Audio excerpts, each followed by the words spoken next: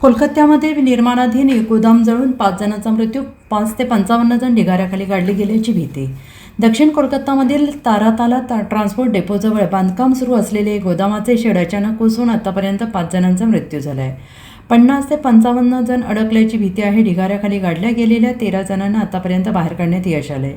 जखमींपैकी 9 जणांना उपचारासाठी SSKM रुग्णालयाच्या ट्रामा केअर सेंटरमध्ये दाखल करण्यात आलेलं आहे. स्थानिकांच्या माहितीनुसार अपघाताच्या वेळी गोदामात स्लॅबचे काम सुरू होते. पोलिसांच्या माहितीनुसार कोलकाता पोलीस आपत्ती व्यवस्थापन गट, नागरी संरक्षण, अग्निशमन, आपत्कालीन सेवा आणि लष्कर देखील बचावकार्यात सहभागी झाले आहेत.